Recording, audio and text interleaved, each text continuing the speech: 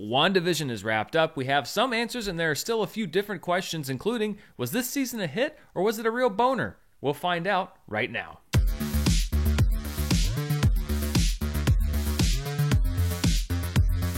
Hello, everybody, and welcome to my recap of Episode 9 of WandaVision, along with my thoughts on the whole season now that all has kind of been revealed. So without further ado, let's go right into it. As always, this is a spoiler review, so this is your spoiler warning. I will be talking full spoilers for Episode 9 of WandaVision, which was called, spoiler alert, the series finale. Interesting, the series finale. But let's jump into the action, and we start off right where we left the last episode. We're on the street, Agatha has the kids, Wanda is getting ready to face her, and we almost immediately learn exactly what Agatha's real plan is. Agatha wants Wanda's magic. She wants that Scarlet Witch power, and she even tells her, this is my bag, this is what I do. I go to people who aren't deserving this magic, and I take it from them. We saw that last week when she killed the rest of her coven. Agatha views magic as kind of like Mjolnir. If you're not worthy of it, then you don't get to carry it. But she's not just going to steal it from Wanda, or at least that's the bargain that she seems willing to make. She says, listen, you give me your magic, you get to keep everything here. You get to keep Westview. What do you say? Wanda's not too happy about that, so she hits Agatha with a car. I also like the clever Wizard of Oz reference with the boots underneath the car. We actually just watched the Wizard of Oz a few days ago, and there were actually a couple of Wizard of Oz references. You had Oz the Great and Powerful on the marquee at the movie theater. So there were a lot of witchy vibes and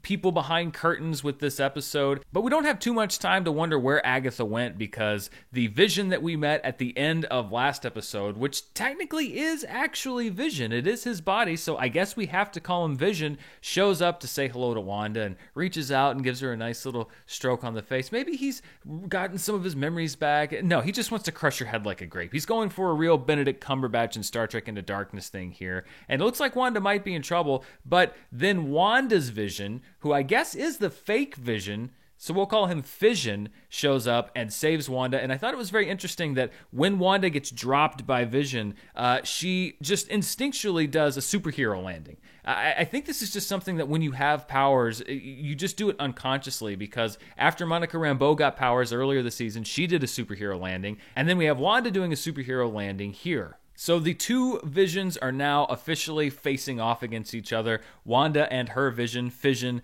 have a little back and forth that I like. Basically, this is our home, then let's fight for it. And so we have a good old superhero fight in the grand tradition of Logan and Superman 3. The same hero fighting the same hero up in the sky. And I would like to point out once again that there is a point in this fight between the two Visions that Fission does a superhero landing. That's right, folks. We had 2 superhero landings in one episode. I mean, this is the season finale, maybe the series finale, if you believe the title, so I guess we're getting a 2-for-1 deal on superhero landings on WandaVision Episode 9. Outside of the Hex, we see that Wu has been apprehended, and he gets marched into Hayward, who, of course, lays out his entire evil plan, as people do in these kinds of movies and TV shows. And when I saw the phone on the desk, I thought maybe Wu was going to call somebody, and they were going to do the old listen-in thing, but it turns out that he was stealing the phone so that he could pocket it, pick the locks on his handcuffs, another nod to his practice of close-up magic, thank you Scott Lang, and he calls Quantico, he calls the feds to get down there, hopefully within the hour, because he knows now for sure that Hayward is up to no good, trying to hijack Vision and hide the fact that there was ever another Vision in existence. Then we go back to Westview, where Monica Rambeau is being held by Pietro, and I think this could be,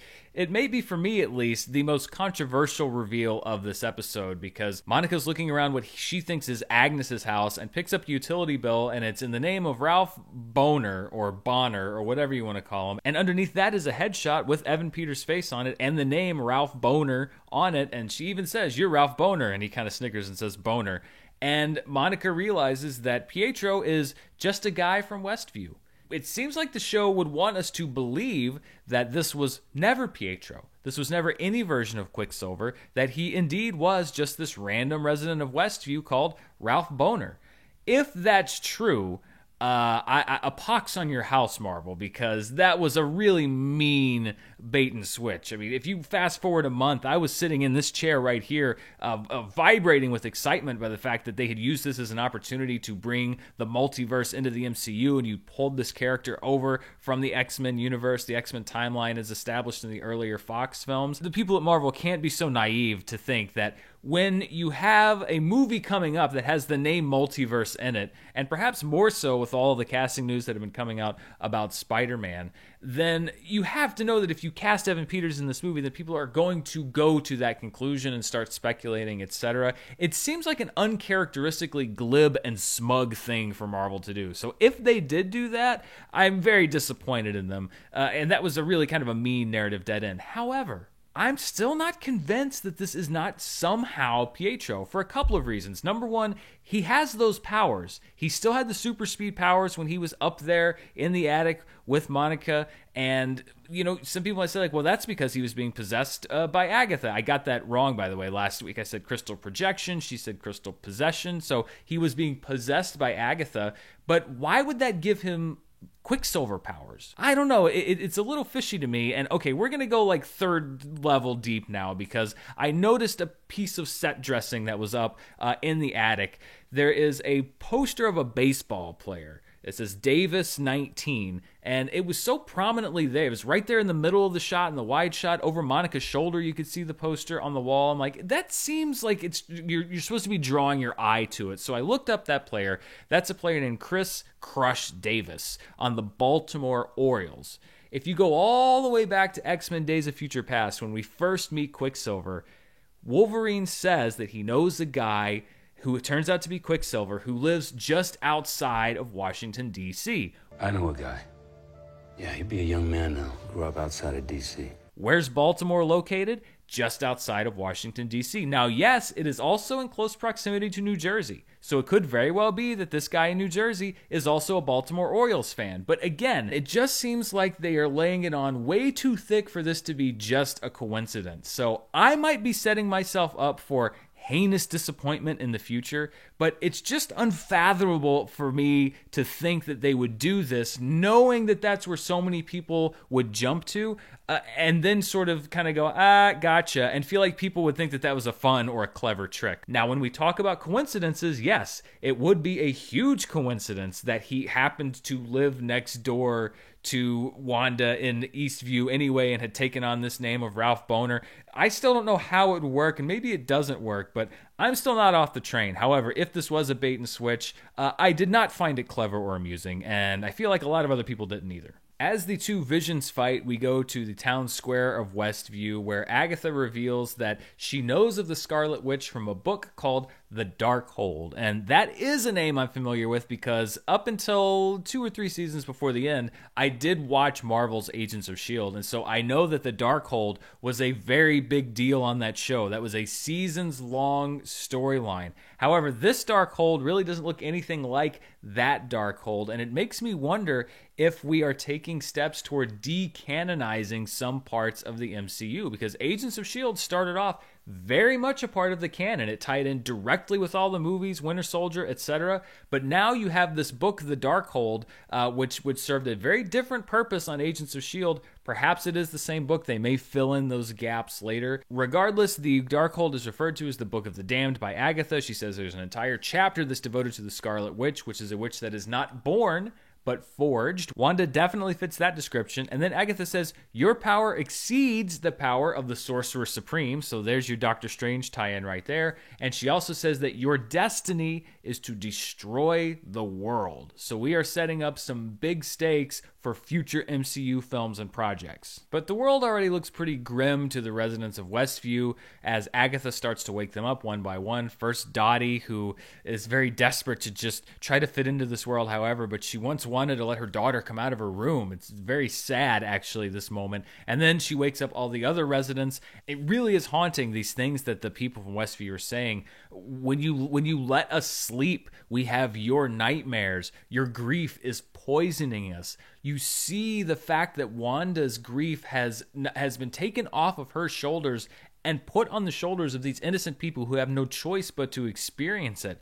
And this really gets to Wanda, and she lashes out again emotionally and almost kills everybody in town. And I think that this is what Agatha wanted. She's trying to convince Wanda that she cannot handle this power of the Scarlet Witch, that she's going to kill somebody or get somebody hurt, that she doesn't want to be the villain, and she wants Wanda to give her that power. Wanda decides to dismantle the Hex and essentially prove Agatha wrong, but she then realizes that doing this would mean that she also dismantles both Vision and her kids, and we see them start to chip away as she starts to collapse the Hex in on itself. So she changes her mind. She lets the Hex reform. Vision and the kids are saved. And then we get a little incredible shot, because as the Hex has been breaking up, some of Hayward and the Sword team have been able to come in. We'd set up the Incredibles. It was a marquee joke or Easter egg in a previous episode. So I'm okay with it, just because it was nice to see this super-powered family sort of fighting crime together for the first and maybe for the last time. Everybody splits up to fight their own foes. We have the two Visions who continue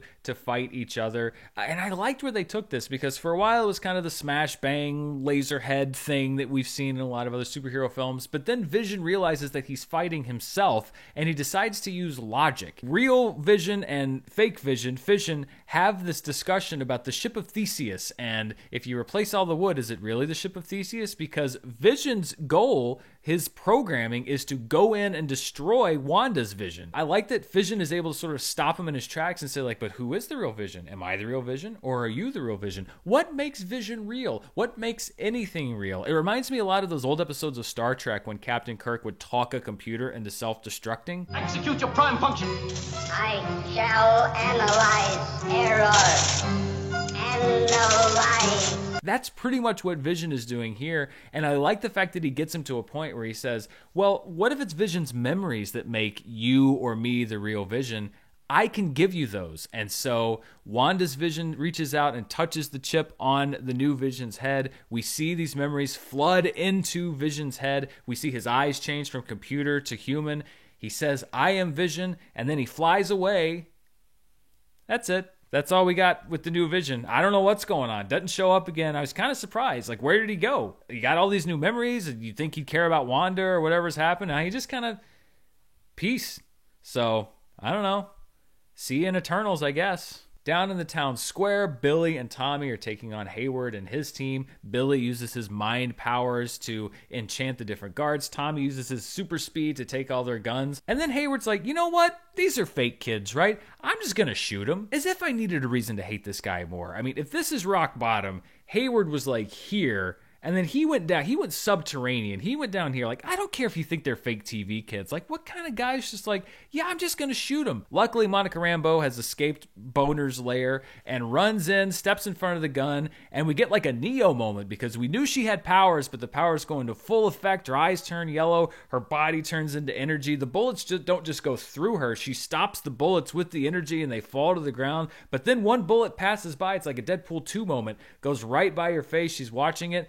But Billy, he's got the mind powers. He also stops the bullet. We got a double Neo. We got two Neos. I told you we had two superhero landings. We got two Neo moments right here in the same show. Hayward decides that using the gun was maybe too humane, so he jumps in a car and he's just going to run him over, I guess. But then Darcy, remember Darcy? It took her a couple episodes to drive in from the outside of town or wherever she was. She crashes into Hayward's car with her funnel cake truck and says a cute little line, and that's also it for Darcy. They throw in a little line at the end. It's just like, Darcy's like, I don't like paperwork or whatever, but she's gone. So I guess Kat Dennings had something else to do too. I wish they would have given Darcy maybe one more thing, but her line was pretty funny in this episode, so at least she went out on a laugh line. Now we have the final confrontation between Wanda and Agatha. Wanda tries to pull the old Tony Stark special on her and does her little witchy powers on her mind, and we take Agatha back to that stake where we met her in the last episode. But Agatha knows what's going on, and it comes down to education. She turns the tables on Wanda, the dead witches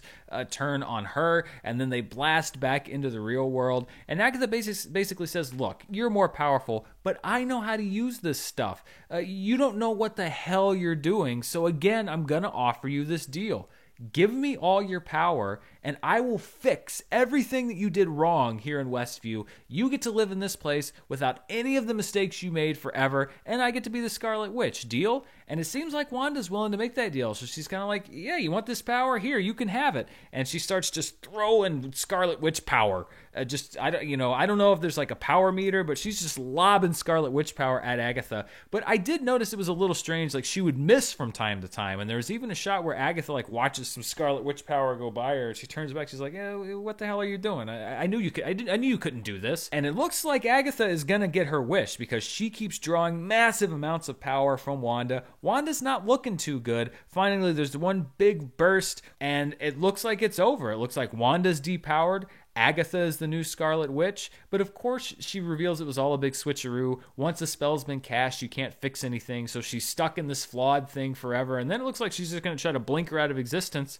but nothing happens. And the reason nothing happens is because Wanda was actually listening way back in Agatha's basement, I guess probably for them like 30 minutes ago, when she said that if you put runes on the wall, then only the person inside that area is able to use their magic. When Wanda was throwing that stuff past Agatha, she was putting runes on the side of the hex, which means that Wanda is the only magical being now that can operate inside the hex. She takes back all of her power from Agatha, including a comic book accurate costume. That's how you know you've reached the peak of your power as a superhero.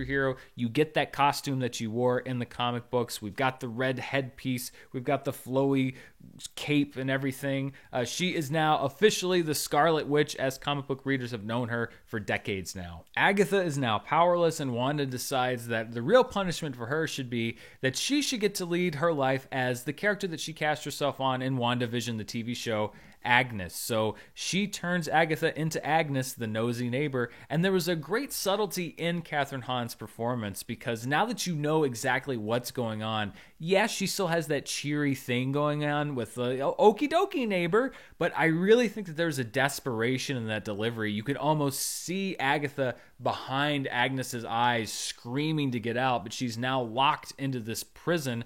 I was a little confused at first about why this would survive the contraction of the hex, but actually it kind of makes sense when you talk about the fact that Agatha mentioned that Wanda had tied Vision and the kids to the magic of the hex, and if you break that magic, then they would go away too. Obviously, Wanda made this a magic that was separate from the hex, so when the hex contracts, Agatha's mind is still trapped in this body of Agnes. When you look at Westview, things haven't been going so great. The town wasn't in great shape to begin with. Then they've been locked in their own heads for days or however long Wanda's been doing her thing. They could use a little bit of fun, a little bit of frivolity, and now there's a witch that lives in town. It's great news. With Agatha taken care of, we get to what I think most of us knew it was coming, but it was still a gut punch.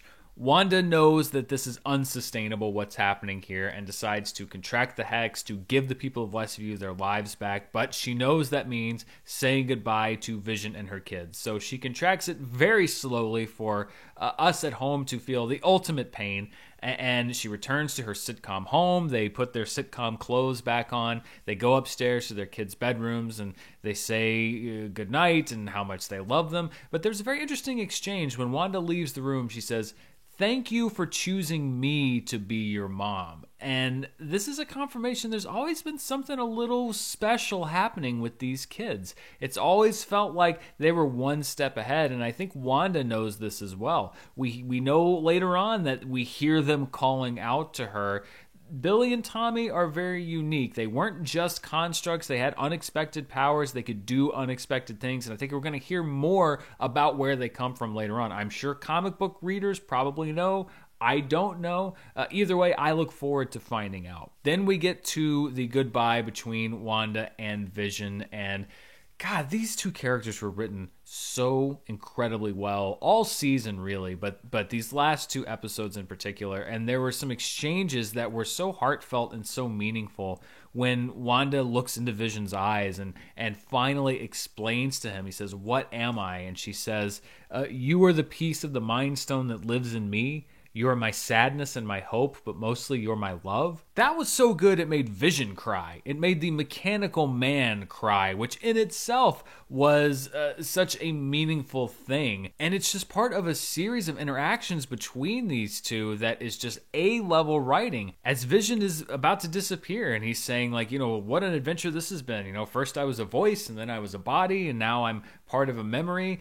Who knows what I might be next? We've said goodbye before, so it stands to reason And then Wanda says that we'll say hello again. It's so well crafted, and the writers of this show get these characters so much. It's what's made the show work as well as it has more than anything else, and we'll talk about that a little bit more when I talk about my thoughts on the entire season. Once the hex is completely contracted, we find Wanda alone again in the empty lot, and then we see her on the ultimate walk of shame back into the Westview town square. All of these residents are there. They're looking at her very suspiciously, which, by the way, they should be. They have a complete and total right to be saying, what in the hell is she still doing here?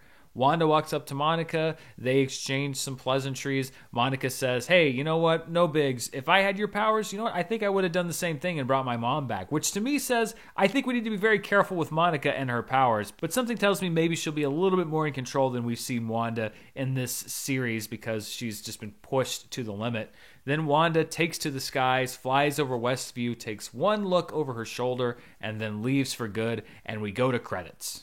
But because this is a Marvel thing, we have a couple more scenes to go. First, there's a mid-credit scene where Wu and Monica are joking around a little bit. We see that Hayward is arrested by the FBI, so it looks like he's going to get his comeuppance. And then Monica is summoned inside the local theater, supposedly for a meeting, but it turns out that it is a Skrull who has brought her inside. She says that she has been sent by an old friend of her mother's. He heard you'd been grounded, and when Monica asks where, she just points up to space. Now, I think this is Nick Fury. That's the last place we saw him. Nick is definitely an old friend of Monica's mother, along with Captain Marvel, Carol Danvers herself. This is setting up where Monica's going to go. We're probably going to see her teaming up in space with Nick Fury. Now she has superpowers, and I'm excited to see what this interaction is. It looks like there's some beef between Monica Rambeau and Carol Danvers, Captain Marvel. Then some more credits roll, and we get to the post-credit scene, the first true post-credit scene of WandaVision.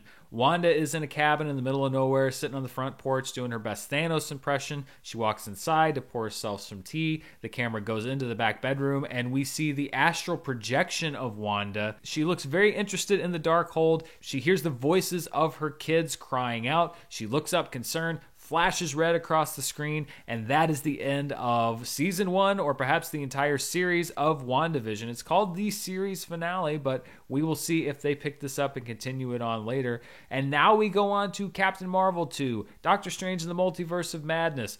Who knows where all the branches of this show are going to reach out? Before I wrap up my thoughts on the entire season, though, I wanted to talk about expectations a little bit because I saw a lot of disappointment about one thing in particular, and it was that some people felt like they had been let down or even lied to by the fact that there was not a huge game-changing cameo in the season finale of the show. And it was really linked back to an interview that was done a few weeks ago where, and I saw this headline everywhere, it said Elizabeth Olsen teases or promises or says there will be a Luke Skywalker size cameo in the season finale of WandaVision. And when we talk about Luke Skywalker, if you haven't seen Mandalorian, spoiler alert, but at the end of the last season, season 2, in the finale, Luke Skywalker showed up, and it was a massive moment. It was a big surprise, and there has been expectation now for several weeks and stories generated about how Elizabeth Olsen said there's going to be a cameo in the finale that's as good as that. And I saw so many people saying, like, how could she do that? That was a lie. I feel tricked. The thing is, she never actually said that. And I too had seen this been said so many times in the last few weeks.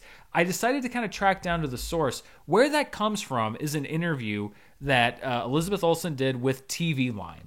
And the question that was asked of her, and I'm going to quote verbatim from the story here, when asked if WandaVision has anything similar in store, namely a casting that she can't believe hasn't leaked yet, Olsen gave us a quick yes.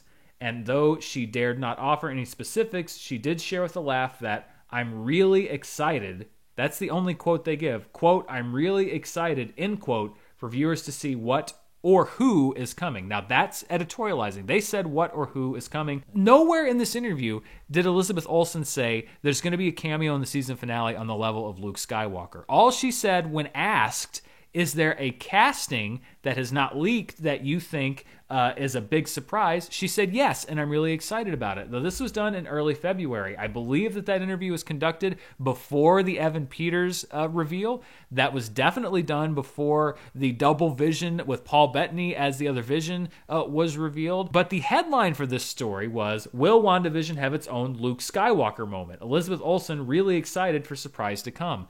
That 4-word quote from Elizabeth Olsen basically saying, yes, I'm really excited, was spun into dozens, if not hundreds of articles from different websites, etc., saying Elizabeth Olsen teases Mandalorian-style cameo for season finale. Elizabeth Olsen promises Luke Skywalker-style cameo for WandaVision.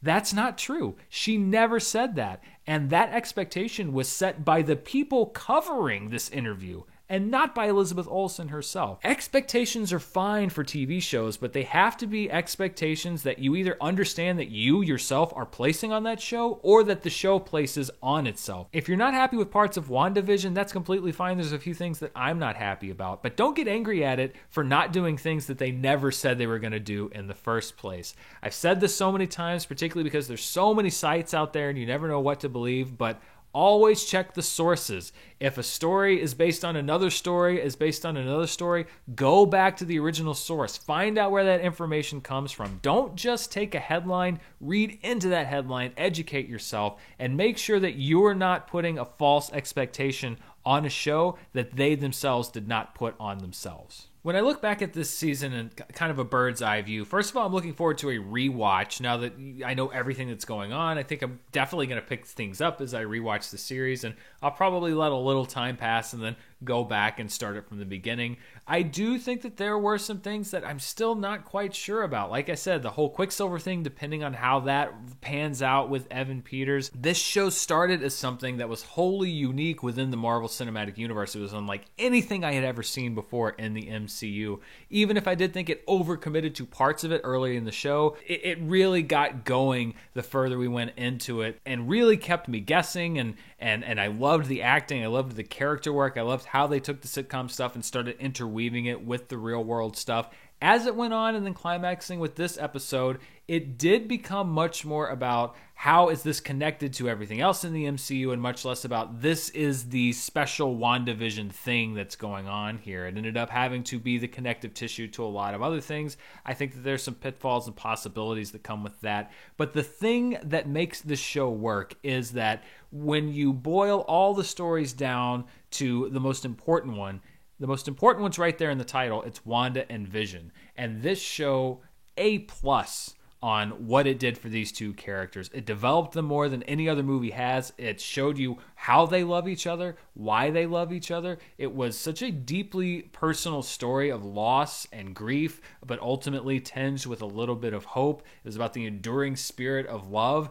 It was as good a story as has been told in the MCU. And I don't mean WandaVision, the series as a whole, but I mean specifically the story of Wanda and Vision told in this show. It's just that there were many, many other things around it that I'm not quite sure about just yet.